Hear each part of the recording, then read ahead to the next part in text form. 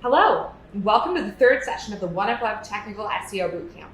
I'm Jillian Nemestow, Senior SEO and Content Marketing Project Manager here at One Up Web. Today, we'll be discussing crawlability. Crawlability is essential to any SEO strategy. An easily crawled website allows Google to better understand your content, which helps to secure proper indexing and a better position in search results. Today, we'll be discussing friendly URL structures, duplicate content, optimizing XML sitemaps and robots.txt files, and a couple other things along the way. Let's dive in talking about a friendly URL structure. An easily crawled site begins with a friendly URL structure. URLs that are easy to navigate, recognize, and understand are not only good for crawlers, but are beneficial to your end user too. Simple guidelines for friendly URL structures include using organized directories, like a folder structure, mapping your navigation so that your links are deep and not flat, thinking about a content model that lends itself to a URL structure, for example, a hub and spoke model. It's great for UX and SEO, and if you're doing it frequently, it really helps you develop better content too. And finally, SEO-friendly pagination. So things like blogs typically have pages or articles, whatever you might have on your site. Infinite scroll is really a poor experience for crawlers because they can't scroll the page. They need to click through to the next piece of content, essentially. So we always recommend using pagination so that your users also click through. It tends to be a more congruous experience for everyone involved. Duplicate content. You just can't have it. So duplicate content is about more than just exact match keywords. Content that is very similar or the same is obviously confusing to search engines. They're going to have trouble parsing out what you're actually trying to have show up for any given search term or query. It can also be really problematic for users because they can become frustrated if they find that you're saying the same thing over and over again and not providing a whole lot more value on your site. So to better serve your users' needs and make your site easier to crawl, make sure each page of content is unique. And if you do need duplicate content, which might happen in some cases, especially like, for example, if you work in the e-com sphere, there might be pieces of content on your site that appear as duplicate. Employ canonical tags or 3-1 redirects, whatever is appropriate to your situation to ensure proper indexing. Let's talk a little more about duplicate content.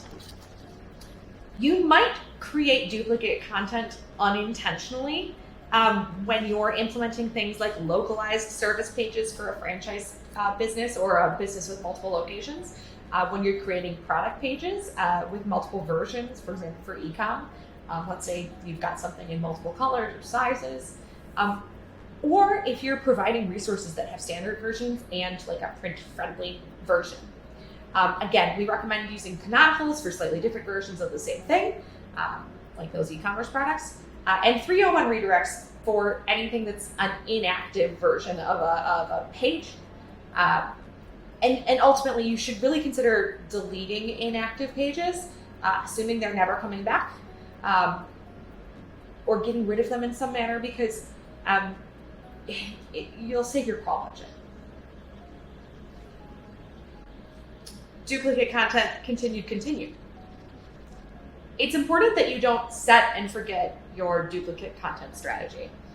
You need to be checking your website periodically because things happen. Multiple people probably touch the back end of your website, or in a lot of cases they do. And things that we don't necessarily think of as duplicate might actually be duplicate. It's usually unintentional, but things like messy HTTPS implementation, missing redirects, pages being rewritten on a new URL or a new URL structure, or blogs that are similar to content that already exists on your website, but about a different topic, but similar, can be mistaken as duplicate content, and it's our job to diversify them.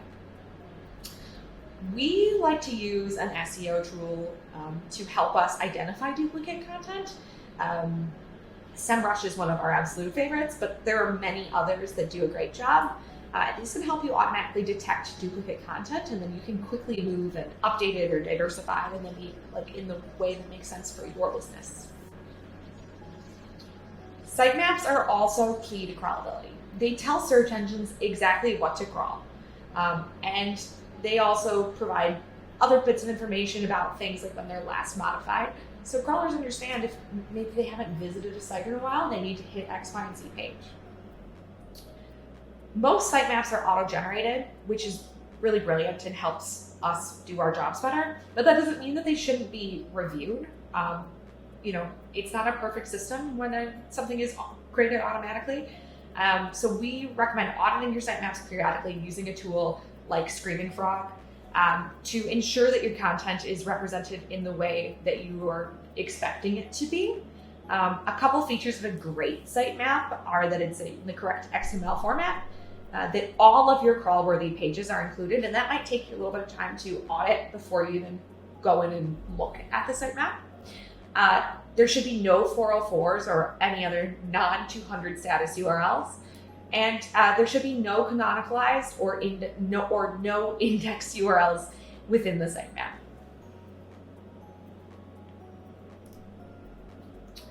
Robots.txt or robots.txt is really important because it helps prevent your site from being overrun by requests. It manages your crawler traffic, but it doesn't prevent content from being indexed.